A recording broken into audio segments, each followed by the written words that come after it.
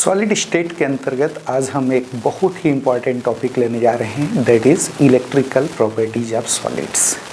इस टॉपिक के अंतर्गत हम देखेंगे कि based on electrical properties solids कितने टाइप के हो सकते हैं और in different types of solids में इलेक्ट्रिकल कंडक्टेंस का रीज़न क्या है। ऐसा क्या खास है कि किसी का कंडक्टेंस बहुत कम होता है, किसी का बहुत ज़्यादा होता है। साथ में हम सेमीकंडक्टर्स के बारे में यहाँ पर देखेंगे, पी टाइप और एन टाइप के सेमीकंडक्टर्स क्या होते हैं, कैसे बनाए जाते हैं और इनके यूजेस क्या क्या है। तो चलिए स्टार्ट करने जा रहे हैं हम इलेक्ट्रिकल प्रॉपर्टीज ऑफ सॉलिड्स। सबसे पहले हम देखते हैं कि स्लाइड में क्या लिखा है। Electrical properties of solids. Based on electrical conductance, solids have been categorized into following three categories। देखिए कौन कौन से कैटेगरीज हैं सॉलिड्स के। तो पहले को हम बोलते हैं conductors. They have very high conductivity, इनका इलेक्ट्रिकल कंडक्टेंस बहुत ज़्यादा होता है, of the order of 10⁸ Om inverse centimetre inverse. तो इनका इलेक्ट्रिकल कंडक्टेंस, जिनको हम कंडक्टर्स बोलते हैं, इनका इलेक्ट्रिकल कंडक्टेंस, इलेक्ट्रिकल कंडक्टिविटी यानी विद्युत चालकता बहुत ज़्यादा होती है। किस ऑर्डर की होती है, किस कोटि की होती है? तो 10⁸ ओम इनवर्स सेंटीमीटर इनवर्स। इससे थोड़ा कम कंडक्टिविटी होती है दूसरी टाइप के जो सॉलिड्स हैं, जिनको हम सेमी कंडक्टर्स बोलते हैं। दे हैव इंटरमीडिएट कंडक्टिविटी, इनकी कंडक्टिविटी कंडक्टर्स और इंसुलेटर्स के बीच होती है। कितनी होती है? It is of the order of 10⁻⁵ to 10⁻⁶ ohm inverse centimetre inverse. कितना? 10⁻⁵ से 10⁻⁶ ओम इनवर्स सेंटीमीटर इनवर्स के ऑर्डर की होती है। वहीं तीसरी कैटेगरी है सॉलिड्स की, that is insulators. They are bad conductor of electricity, ये इलेक्ट्रिसिटी के बैड कंडक्टर्स होते हैं। They have very low conductivity, इनका इलेक्ट्रिकल कंडक्टिविटी, इलेक्ट्रिकल कंडक्टेंस बहुत कम होता है।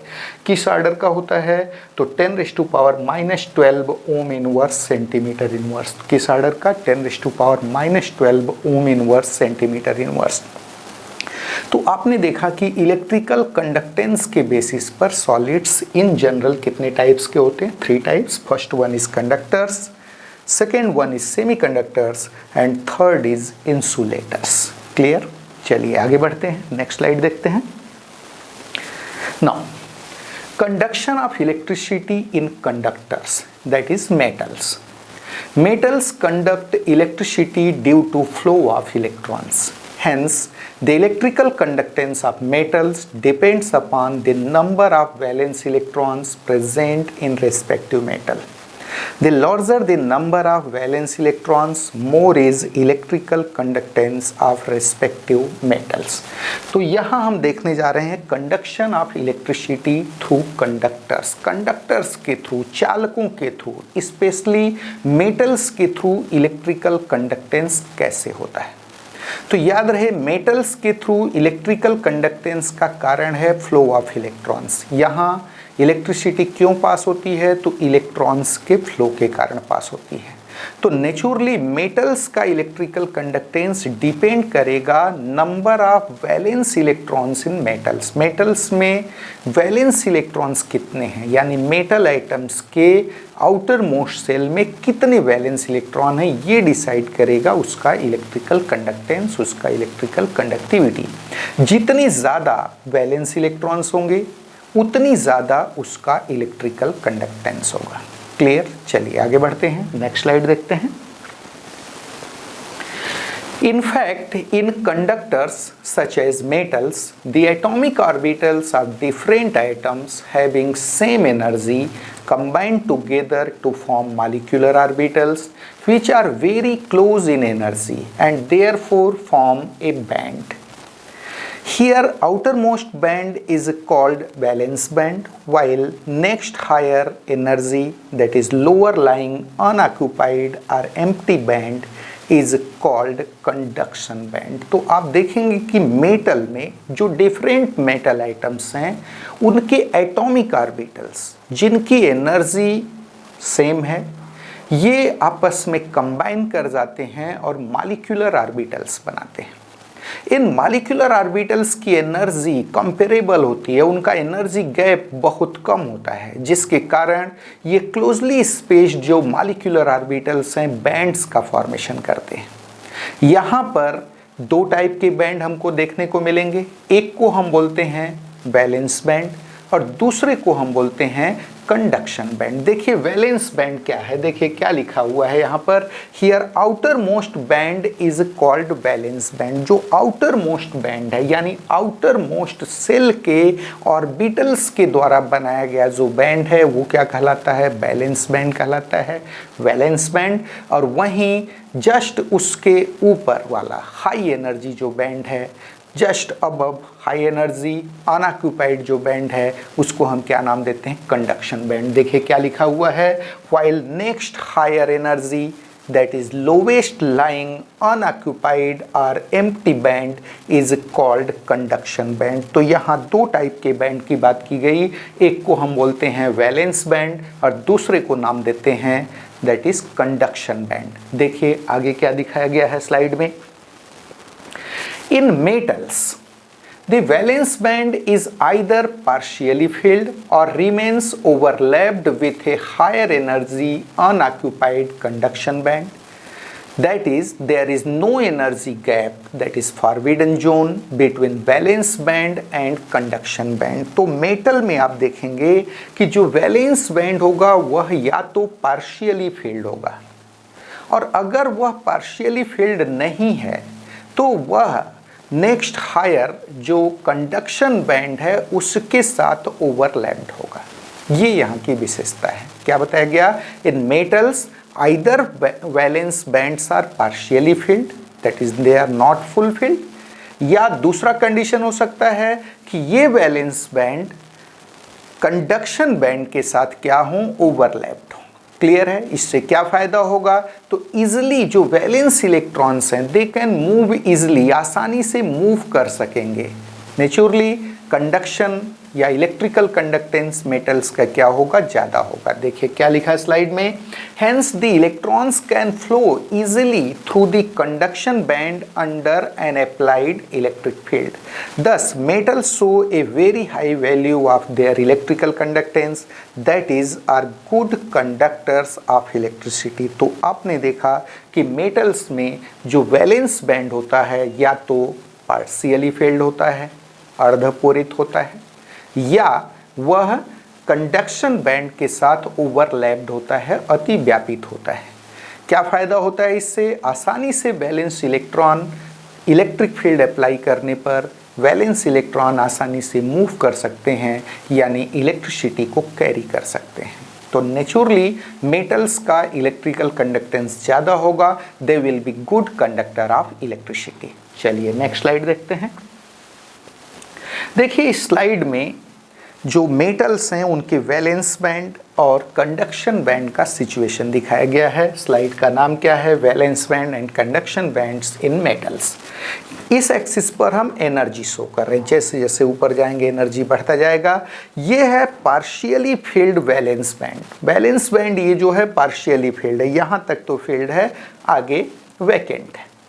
और इस केस में वैलेंस बैंड और एम्प्टी कंडक्शन बैंड, याद रहे valence band is completely field and it is overlapped with empty conduction band. जो वैलेंस बैंड है वह कंप्लीटली फील्ड है और वह एम्प्टी कंडक्शन बैंड के साथ ओवरलैप्ड है। इन दोनों के बीच ओवरलैप्ड एरिया दिख रहा है आपको, means there is no forbidden zone. यहाँ पर कोई फॉरबिडन जोन नहीं होता, आसानी से वैलेंस बैंड का इलेक्ट्रॉन कंडक्शन बैंड में मूव करके फ्लो कर सकता है in case of applying electric field. Electric field लगाने पर वैलेंस बैंड का इलेक्ट्रॉन कंडक्शन बैंड में मूव कर जाएगा और वहाँ जाकर फ्लो करेगा, जिसके कारण मेटल से इलेक्ट्रिसिटी फ्लो करेगी। क्लियर है, तो आपने देखा कि मेटल्स में कोई फॉरबिडन जोन नहीं होता। क्लियर है, चलिए आगे बढ़ते हैं।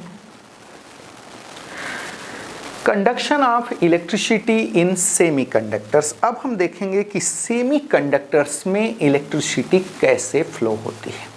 क्लियर है, देखते हैं स्लाइड में क्या लिखा है। इन semiconductors The gap between the field valence band and vacant conduction band is relatively small. That is, they have a narrow forbidden zone. जहां मेटल्स में आपने देखा था कि वैलेंस बैंड और कंडक्शन बैंड दोनों ओवरलैप्ड थे, वहीं सेमीकंडक्टर्स में आप देखेंगे कि वैलेंस बैंड और कंडक्शन बैंड के बीच एक स्मॉल एनर्जी गैप होगा. That is there is a narrow forbidden zone. क्या होता है यहाँ पर? एक नैरो फॉरबिडन जोन होता है, लेकिन electricity apply, electrical potential apply करने पर आप देखेंगे इलेक्ट्रॉन्स जो होते हैं, कुछ इलेक्ट्रॉन्स, नॉट मच मोर, कुछ इलेक्ट्रॉन्स वैलेंस बैंड से शिफ्ट हो जाएंगे कंडक्शन बैंड में एंड दे विल मूव. तो नेचुरली इनका इलेक्ट्रिकल कंडक्टेंस होगा बट रिलेटिवली कम होगा as compare to metal. Metal से इनका इलेक्ट्रिकल कंडक्टेंस क्या मिलेगा? कम मिलेगा. देखिए क्या लिखा हुआ है यहाँ पर. In semiconductors, the gap between the field valence band and vacant conduction band is relatively small. That is, they have a narrow forbidden zone. Hence, under an applied electric field, some electrons get jumped from valence band to the conduction band and flow. Thus, semiconductors show an intermediate value of their electrical conductance. तो इनका electrical conductance metals और insulators के बीच होता है. आपने देखा कि यहाँ पर वैलेंस बैंड और कंडक्शन बैंड के बीच स्मॉल एनर्जी गैप होता है, जिसको हम फॉरबिडन जोन भी बोलते हैं. It has a narrow forbidden zone. यहाँ का जो फॉरबिडन जोन होता है वो कैसा होता है? नैरो होता है. क्लियर? चलिए आगे बढ़ते हैं. ये देखिए डायग्राम में valence that is band structure in semiconductor. Semiconductors में बैंड स्ट्रक्चर शो किया गया है, जहां मेटल्स में वैलेंस बैंड और कंडक्शन बैंड दोनों ओवरलैप्ड होते थे. यहां पर दोनों बैंड ओवरलैप्ड नहीं हैं, बल्कि इनके बीच फील्ड वैलेंस बैंड और एम्प्टी कंडक्शन बैंड के बीच एक स्मॉल एनर्जी गैप है. याद रहे यह energy 50 to 100 kilo joule per mole के ऑर्डर की होती है. कितनी होती है energy gap? 50 to 100 kilo joule per mole के ऑर्डर की होती है. That is there is a narrow forbidden zone. यहाँ पर फील्ड बैलेंस बैंड और एम्प्टी कंडक्शन बैंड के बीच एक नैरो फॉरबिडन जोन होता है. लेकिन अगर इलेक्ट्रिक पोटेंशियल अप्लाई किया जाए तो जो इलेक्ट्रॉन्स हैं वो वैलेंस बैंड से शिफ्ट हो जाएंगे. कहाँ पर? एम्प्टी कंडक्शन बैंड में, और वहाँ जाकर के वो क्या करेंगे? फ्लो करेंगे. तो नेचुरली इनके पास कुछ न कुछ इलेक्ट्रिकल कंडक्टेंस होगा, बट मेटल्स के रेस्पेक्टिव बहुत कम होगा. चलिए आगे बढ़ते हैं. Conduction of electricity in insulators. Already आपको मालूम है insulators are very bad conductors of electricity. इनके इलेक्ट्रिकल कंडक्टेंस का जो ऑर्डर है आपने पढ़ा था 10⁻⁻12 ओम इनवर्स सेंटीमीटर इनवर्स के ऑर्डर का होता है, बहुत कम होता है. क्यों भाई? तो उसका रीज़न है इनका जो बैलेंस बैंड है, field valence band and empty conduction band के बीच जो एनर्जी गैप है वो बहुत ज़्यादा होता है. इतना ज़्यादा होता है कि इलेक्ट्रिक फील्ड अप्लाई करने पर वैलेंस बैंड से इलेक्ट्रॉन कंडक्शन बैंड में शिफ्ट नहीं हो पाते. तो नेचुरली इनका इलेक्ट्रिकल कंडक्टेंस क्या होगा? बहुत कम होगा. देखते हैं स्लाइड में क्या लिखा है. In insulators the gap between field valence band and the next higher unoccupied conduction band is very large. That is, they have a broad forbidden zone. यहाँ पर क्या होता है? जहाँ सेमीकंडक्टर्स में नैरो फॉरबिडन जोन था, यहाँ पर एक ब्रॉड फॉरबिडन जोन होता है, एक चौड़ा फॉरबिडन जोन होता है. Clear? Hence, the electrons cannot jump from the valence band to the conduction band. Thus, insulators show very weak or negligible electrical conductance. तो जो इंसुलेटर्स होते हैं उनका इलेक्ट्रिकल कंडक्टेंस या तो बहुत कम होता है या नगण्य होता है. क्लियर? नेग्लिजिबल होता है. चलिए आगे बढ़ते हैं, डायग्राम देखते हैं इनका. ये देखिए यहाँ पर फील्ड वैलेंस बैंड और एम्प्टी कंडक्शन बैंड के बीच जो एनर्जी गैप है that is very large energy gap. याद होगा सेमीकंडक्टर्स के केस में ये बहुत कम हुआ करता था, ये यहाँ बहुत ज़्यादा बढ़ चुका है। That is they have broad forbidden zone. इनमें फॉरबिडन जोन जो होता है वह बहुत चौड़ा होता है, ब्रॉड होता है। किसके केस में? इंसुलेटर्स के केस में। तो नेचुरली यहाँ पर वैलेंस बैंड के इलेक्ट्रॉन एम्प्टी कंडक्शन बैंड में शिफ्ट नहीं हो पाते, जिसके कारण उनका मूवमेंट नहीं हो पाता और इंसुलेटर्स का इलेक्ट्रिकल कंडक्टेंस क्या होता है? बहुत कम होता है। चलिए आगे बढ़ते हैं। नाउ डोपिंग, प्रश्न खड़ा हुआ है डोपिंग क्या है। तो अगर हम बात करें नेचुरल सेमीकंडक्टर्स का, नेचुरल सेमीकंडक्टर्स का जो इलेक्ट्रिकल कंडक्टेंस है, इलेक्ट्रिकल कंडक्टिविटी है, वह इतना कम है कि उसका कोई प्रैक्टिकल यूज नहीं है। इसलिए ज़रूरी हो जाता है कि डोपिंग के द्वारा, डोपिंग का मतलब होता है फॉरेन मटेरियल को मिलाकर, इम्प्योरिटीज़ की मिक्सिंग करके उनके इलेक्ट्रिकल कंडक्टेंस को बढ़ाया जाए। इसी को हम क्या नाम देते हैं? डोपिंग नाम देते हैं। क्या नाम देते हैं? डोपिंग। देखते हैं डेफिनेशन क्या लिखा है डोपिंग का। The conductance of semiconductors is too low and therefore it has no practical use. However, for practical use, their conductance is increased by adding some suitable impurities. This process of adding an appropriate amount of suitable impurity to increase conductivity of intrinsic semiconductors is called doping. तो आपको बताया गया जो natural semiconductors हैं, जो intrinsic semiconductors हैं, उनका electrical conductance इतना कम होता है कि उसका कोई प्रैक्टिकल यूज़ नहीं होता। इसलिए इस इलेक्ट्रिकल कंडक्टेंस को हम बढ़ाते हैं। कैसे बढ़ाते हैं? सूटेबल अमाउंट में सूटेबल इम्प्योरिटी को मिलाकर। किसमें? सेमीकंडक्टर में। इसी फिनोमेना को हम क्या नाम देते हैं? डोपिंग नाम देते हैं। तो क्या है? What is doping? That is the process of adding an appropriate amount of suitable impurity to increase conductivity of intrinsic semiconductor is called doping. चलिए आगे चलते हैं। Doping is done with either electron rich or electron deficient impurity as compared to the intrinsic semiconductors, that is silicon or germanium. On this basis, there are two types of semiconductors. First one is N-type semiconductors and second one is P-type semiconductors. तो आपको बताया गया ये जो doping होती है intrinsic semiconductors में, natural semiconductors such as silicon and germanium, इनमें जो डोपिंग होती है वो दो टाइप की होती है। एक होती है जिसमें हम इलेक्ट्रॉन रिच इम्प्योरिटी, यानी सिलिकॉन और जर्मेनियम जिनके आउटर सेल में 4 इलेक्ट्रॉन्स हैं, तो वहाँ इलेक्ट्रॉन रिच इम्प्योरिटी, याद रहे ये ग्रुप 14 के मेंबर्स हैं, इनके आउटर सेल में 4 इलेक्ट्रॉन्स होते हैं। तो इसमें इलेक्ट्रॉन रिच इम्प्योरिटीज मिलाने से मतलब ग्रुप 15 की कोई इम्प्योरिटी, ग्रुप 15 के किसी एलिमेंट की डोपिंग की जाती है, तो वो इलेक्ट्रॉन रिच एलिमेंट हुआ। और दूसरा होता है इलेक्ट्रॉन डेफिशिएंट एलिमेंट की डोपिंग। वो क्या होगा? तो उसमें ग्रुप 13 जो होता है उसके किसी एलिमेंट की डोपिंग की जाती है। तो ये डोपिंग दो टाइप की हो गई। पहले को हम क्या बोलते हैं? इलेक्ट्रॉन रिच एलिमेंट की डोपिंग, और दूसरे को हम क्या बोलते हैं? इलेक्ट्रॉन डेफिशिएंट एलिमेंट की डोपिंग। किसमें? इंट्रिंसिक सेमीकंडक्टर में। क्या देखा आपने? On this basis there are two types of semiconductors, n type semiconductors and P type semiconductors. चलिए देखते हैं आगे ये दोनों क्या होते हैं। सबसे पहले हम लेने जा रहे हैं एन टाइप सेमीकंडक्टर्स। देखिए एन टाइप सेमीकंडक्टर्स क्या हैं और कैसे बनते हैं, देखते हैं स्लाइड में क्या लिखा है। This type of semiconductors are produced by doping of the crystal of silicon और germanium with a group 15 elements such as phosphorus और आर्सेनिक। तो ग्रुप 15 में कौन है? फास्फोरस है, आर्सेनिक है। क्लियर है? इन एलिमेंट से जब डोपिंग की जाती है, किसकी? सिलिकॉन और जर्मेनियम की, यानी इलेक्ट्रॉन रिच एलिमेंट की जो डोपिंग की जाती है, तो वहां पर एन टाइप के सेमीकंडक्टर्स बनते हैं। होता क्या है भाई? तो याद रहे जो सिलिकॉन है या जर्मेनियम है उस एटम को रिप्लेस कर देगा किसका एटम? ग्रुप 15 के एलिमेंट का एटम, लाइक फास्फोरस। क्लियर है?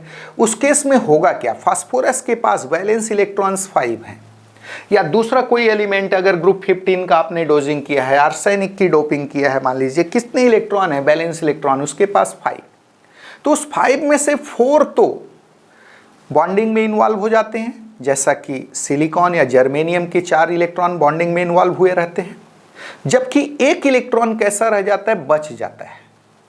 वह इलेक्ट्रॉन इजिली मूव कर सकता है थ्रू द क्रिस्टल। और किस टाइप के सेमीकंडक्टर्स का फॉर्मेशन होता है, तो एन टाइप के सेमीकंडक्टर्स का फॉर्मेशन होता है। देखिए क्या लिखा है स्लाइड में, here out of the 5 valence electrons of doped atoms 4 get involved in bonding with silicon or germanium, while the rest one occupies interstitial site and is free to move. Thus, the conductance of crystal gets increased.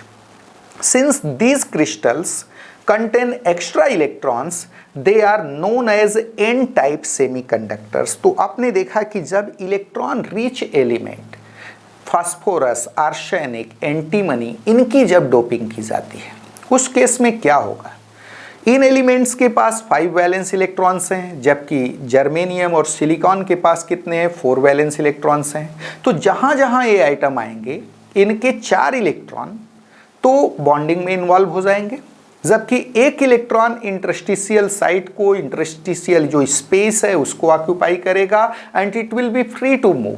Naturally यहाँ electrical conductance क्या होगा, बढ़ जाएगा semiconductor का। दूसरी खास बात, चूंकि यहाँ इलेक्ट्रॉन एक्सेस में है and electrons are negatively charged, इसलिए हम इनको क्या नाम देते हैं, एन टाइप सेमीकंडक्टर्स। चलिए आगे देखते हैं डायग्राम इनका। ये देखिए यहाँ पर एक सिलिकॉन का परफेक्ट क्रिस्टल दिखाया गया है जिसमें सिलिकॉन के एटम्स हैं। सपोज एक बल्क का सिलिकॉन आइटम लेते हैं, ये सिलिकॉन आइटम अपने जो पड़ोसी 4 सिलिकॉन के साथ बॉन्डेड है, इसका चारों वैलेंस इलेक्ट्रॉन यूज्ड अप हो गए हैं बॉन्ड फॉर्मेशन में। याद रहे जो पेयर आया है इसमें से एक इसने दिया है, एक इसने दिया है। सेम वैसे इस पेयर में एक इलेक्ट्रॉन इसने दिया, एक इसने दिया, इस पेयर में एक इसने दिया, एक इसने दिया, ऐसे ही सेम यहाँ भी एक इलेक्ट्रॉन इसने दिया है, एक इसने। तो किसी भी सिलिकॉन आइटम के जो चारों वैलेंस इलेक्ट्रॉन्स हैं परफेक्ट क्रिस्टल में वो चारों के चारों बॉन्डिंग में इन्वॉल्व हो जाते हैं। लेकिन मान लीजिए कि इस सिलिकॉन का जो क्रिस्टल था उसमें कोई एक आर्सेनिक एटम के द्वारा डोपिंग कर दिया गया, कोई एक आर्सेनिक का एटम आ गया, ग्रुप 15 के एलिमेंट का एटम आ गया, फास्फोरस आ गया, आर्सेनिक आ गया, एंटीमनी आ गया, बिस्मथ आ गया, कोई आ गया, व्हाट विल हैपन, क्या होगा। तो ग्रुप 15 का जो एटम था उसके पास 5 वैलेंस इलेक्ट्रॉन्स थे। उन 5 वैलेंस इलेक्ट्रॉन्स में से आप देखेंगे कि 4 वैलेंस इलेक्ट्रॉन्स तो जस्ट जैसे यहाँ सिलिकॉन होता तो उसके 4 इलेक्ट्रॉन इन्वॉल्व हुए होते बॉन्डिंग में, वैसे ही आर्सेनिक के 4 इलेक्ट्रॉन्स इन्वॉल्व हो गए बॉन्डिंग में, बट एक इलेक्ट्रॉन उसका बच गया, that is mobile electron and it will occupy interstitial site. किसको ऑक्यूपाई करेगा, ये इंटरस्टिशियल साइट को ऑक्यूपाई करेगा। ये मोबाइल इलेक्ट्रॉन है जिसके कारण इलेक्ट्रिकल कंडक्टेंस क्या होगा, जो इंट्रिंसिक सेमीकंडक्टर था, सिलिकॉन था, उसका कंडक्टेंस बढ़ जाएगा, कंडक्टिविटी बढ़ जाएगी। तो यहाँ पर क्या शो किया गया था, production of N type semiconductors by doping of arsenic. Arsenic के डोपिंग के द्वारा जो परफेक्ट सिलिकॉन का क्रिस्टल था उसको एन टाइप सेमीकंडक्टर में कन्वर्ट कर दिया गया। क्लियर। तो एन टाइप का सेमीकंडक्टर्स कब बनता है, तो आपने देखा जो नेचुरल सेमीकंडक्टर्स है, सिलिकॉन है, जर्मेनियम है, जो ग्रुप 14 के एलिमेंट्स हैं उनमें ग्रुप 15 के एलिमेंट्स की डोपिंग की जाती है, तब बनता है एन टाइप सेमीकंडक्टर्स। अब हम बात करने जा रहे हैं पी टाइप सेमीकंडक्टर्स की।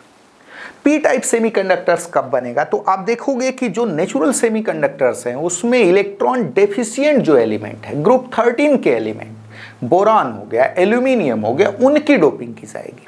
ऐसे केस में होगा क्या, इनके पास तो केवल 3 वैलेंस इलेक्ट्रॉन्स हैं, जबकि सिलिकॉन जो था, जो एटम रिप्लेस किया जा रहा है सिलिकॉन और जर्मेनियम, उसके पास 4 वैलेंस इलेक्ट्रॉन्स थे। तो होगा ये कि 3 इलेक्ट्रॉन्स तो सिंपली बॉन्डिंग कर लेंगे, जबकि जो चौथा इलेक्ट्रॉन का पोजीशन जहां बॉन्डिंग हो रही थी सिलिकॉन के केस में, वहां पर एक इलेक्ट्रॉन मिसिंग होगा, उसकी जगह एक होल, इलेक्ट्रॉन होल का फॉर्मेशन हो जाएगा। और इस इलेक्ट्रॉन होल के फॉर्मेशन के कारण इलेक्ट्रिकल कंडक्टेंस बढ़ जाएगा। किसका? सेमीकंडक्टर का। जो नेचुरल सेमीकंडक्टर है, इंट्रिंसिक सेमीकंडक्टर है, उसका कंडक्टेंस बढ़ जाएगा। देखिए क्या लिखा है स्लाइड में। सेकेंड टाइप ले रहे हैं, P type semiconductors. This type of semiconductors are produced by doping of the crystal of silicon और germanium with a group 13 elements such as boron, aluminium और gallium. Here 3 valence electrons of silicon or germanium get involved in bonding with 3 valence electrons of doped atoms, while rest 1 remains unoccupied and an electron hole is produced at the place where the electron is absent. The neighboring electrons can move into these holes, thereby creating newer holes. Thus, due to the formation of electron hole, the conductance of crystal gets increased. Since these crystals contain lesser number than undoped crystals, they are known as p-type semiconductors. क्या बोलते हैं इनको? p-type, that is positive type semiconductors, क्योंकि इनमें इलेक्ट्रॉनों, जो doped atom है उसमें इलेक्ट्रॉन की संख्या, स्पेशली वैलेंस इलेक्ट्रॉन्स की संख्या जो नेचुरल एटम्स थे, नेचुरल सेमीकंडक्टर्स के एटम्स थे, उसके रिलेटिवली कम है, इसलिए हम इसको पॉजिटिव टाइप सेमीकंडक्टर्स बोल रहे हैं। क्लियर है? तो आपने देखा कि पी टाइप सेमीकंडक्टर्स कैसे बनता है, कैसे बनता है। तो यहाँ पर नेचुरल जो सेमीकंडक्टर्स हैं सिलिकॉन और जर्मेनियम, उसमें electron deficient element like boron, aluminium, gallium, इनकी डोपिंग की जाती है।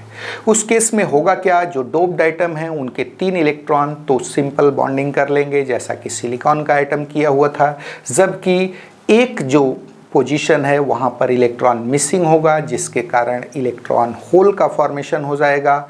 इस इलेक्ट्रॉन होल में नेबरिंग इलेक्ट्रॉन इजीली शिफ्ट हो सकता है। जैसे ही शिफ्ट होगा, जहाँ से शिफ्ट किया है इलेक्ट्रॉन, उसकी जगह एक नया होल बन जाएगा, तो नेचुरली जो क्रिस्टल है उसका इलेक्ट्रिकल कंडक्टेंस बढ़ जाएगा। देखिए डायग्राम में क्या दिखाया गया है।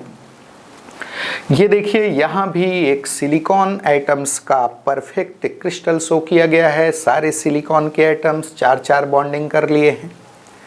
यहाँ पर एक बोरॉन एटम के द्वारा डोपिंग कर दी गई है, यानी सिलिकॉन एटम की जगह बोरॉन का एटम आ गया है। अब बोरॉन एटम के पास वैलेंस इलेक्ट्रॉन कितने हैं? ओनली 3। तो वो तीनों वैलेंस इलेक्ट्रॉन, ध्यान दीजिए, एक सपोज यहाँ यूज हो गया, एक बोरॉन ने दिया, एक सिलिकॉन ने दिया, एक पेयर आ गया। ऐसे ही एक बोरॉन ने दिया, एक इलेक्ट्रॉन सिलिकॉन ने दे दिया, दूसरा पेयर आ गया। यहाँ भी एक बोरॉन ने दिया, दूसरा सिलिकॉन ने दिया, एक पेयर आ गया। ये सब तो पेयर बन गए। लेकिन यहाँ पर सिलिकॉन ने तो इलेक्ट्रॉन दिया लेकिन बोरॉन ने नहीं दिया, जिसके कारण बोरॉन का जहाँ इलेक्ट्रॉन होना चाहिए था वहाँ पर पॉजिटिव होल का फॉर्मेशन हो गया, where there is no electron, यहाँ इलेक्ट्रॉन नहीं है।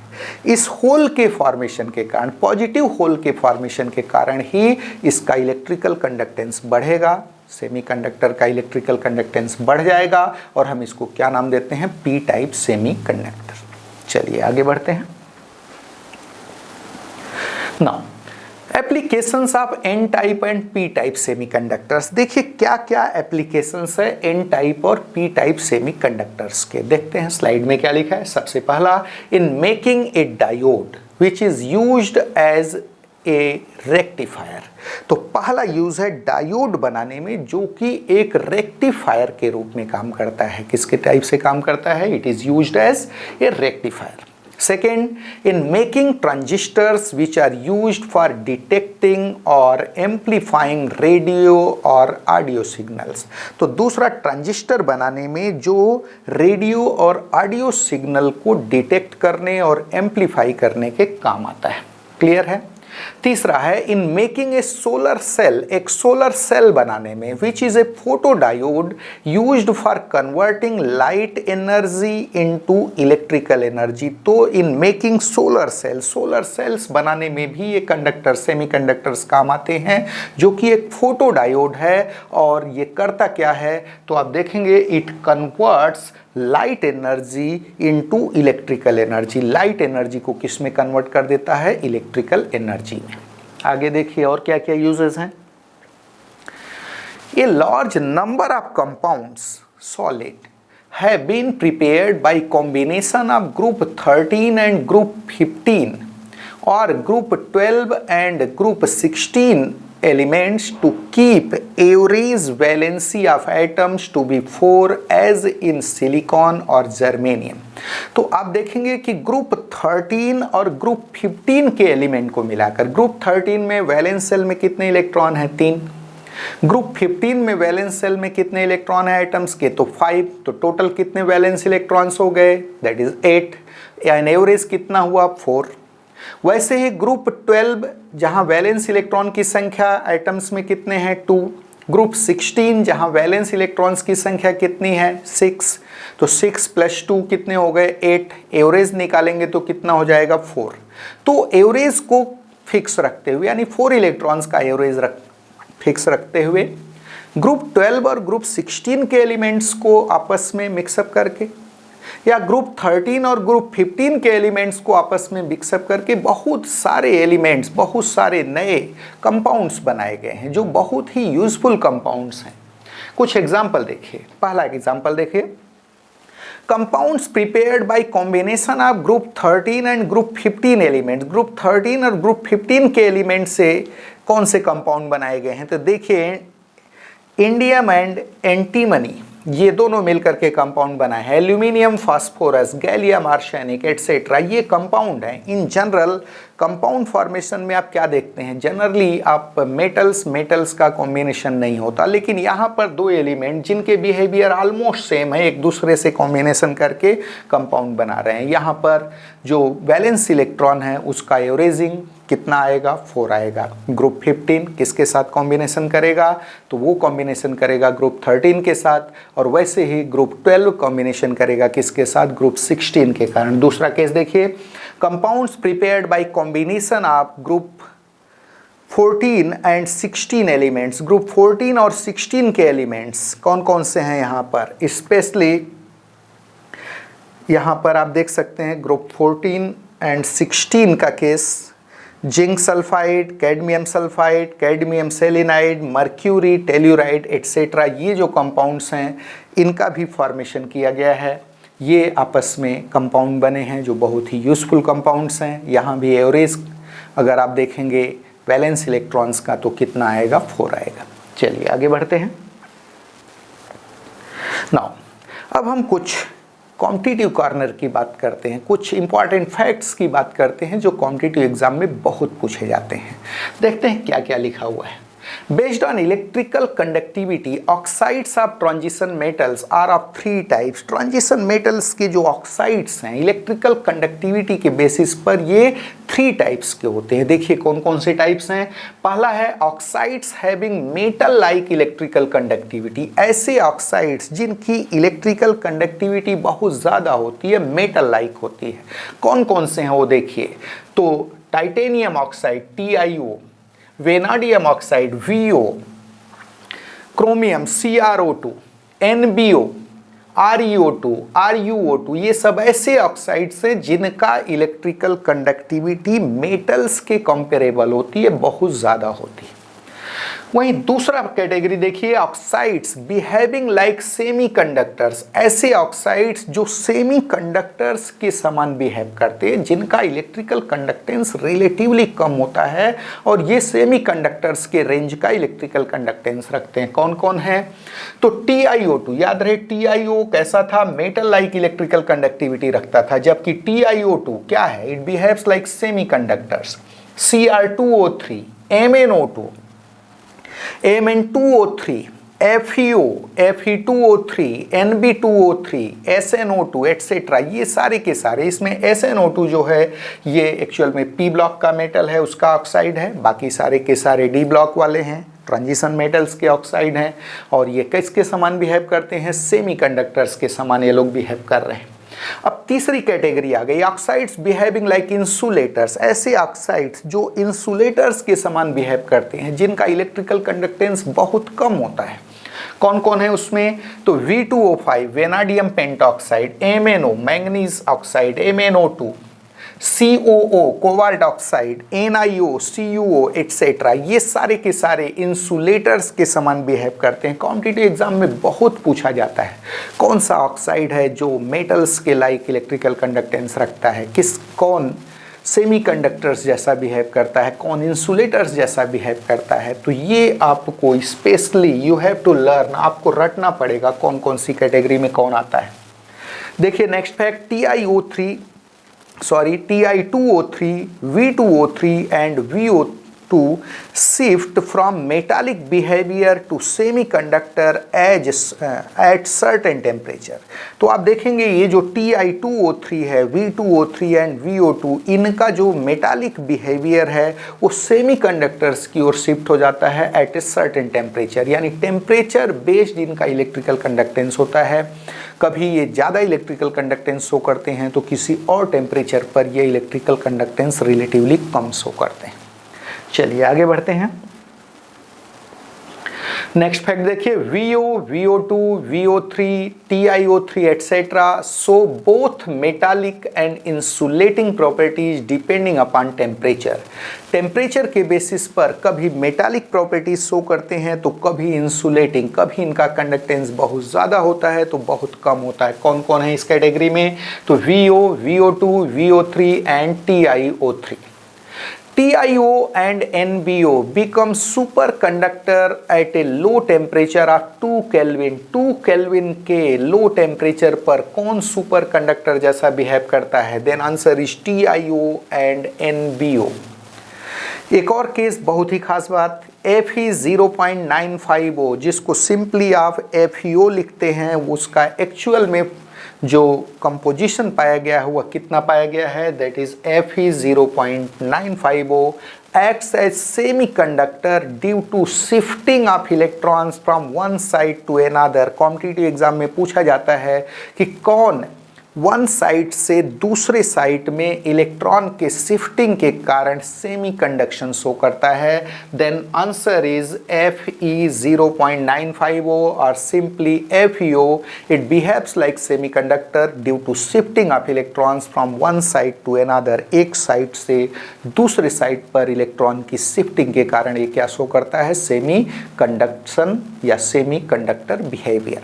नेक्स्ट फैक्ट देखिए, पॉलीएसिटिलीन, बहुत ही खास बात, polyacetylene an organic compound show conductivity when exposed to iodine vapours. तो इन जनरल जो ऑर्गेनिक कंपाउंड्स हैं वो इंसुलेटर्स होते हैं, इलेक्ट्रिकल कंडक्टेंस शो नहीं करते, लेकिन इसका एक एक्सेप्शन आपके सामने है। कौन? Polyacetylene. It is an organic compound but it shows conductivity when exposed to iodine vapours. अगर आयोडीन वेपर्स में इसे एक्सपोज किया जाए पॉलीएसिटिलीन को तो यह इलेक्ट्रिकल कंडक्टेंस शो करता है। तो आज के लेक्चर में आपने देखा कि इलेक्ट्रिकल प्रॉपर्टीज़ को ध्यान में रखते हुए सॉलिड्स कितने टाइप्स के हो सकते हैं, मेटल्स क्या हैं, सेमीकंडक्टर्स क्या होते हैं, इंसुलेटर्स क्या होते हैं, इनका बैंड स्ट्रक्चर कैसा होता है। साथ साथ आपने देखा पी टाइप और एन टाइप के सेमीकंडक्टर्स क्या हैं, बनाए कैसे जाते हैं, इनके यूजेस क्या क्या हैं, और बेस्ड ऑन इलेक्ट्रिकल कंडक्टेंस जो ट्रांजिशन मेटल्स हैं स्पेशली उनके ऑक्साइड्स की कौन कौन सी कैटेगरी है और कौन कौन उसके अंतर्गत आते हैं। तो आज के लेक्चर में बस इतना ही, बाकी हम नेक्स्ट लेक्चर में देखेंगे। नेक्स्ट लेक्चर में हम बात करेंगे मैग्नेटिक प्रॉपर्टीज ऑफ सॉलिड्स की। तो आज बस इतना ही, थैंक यू।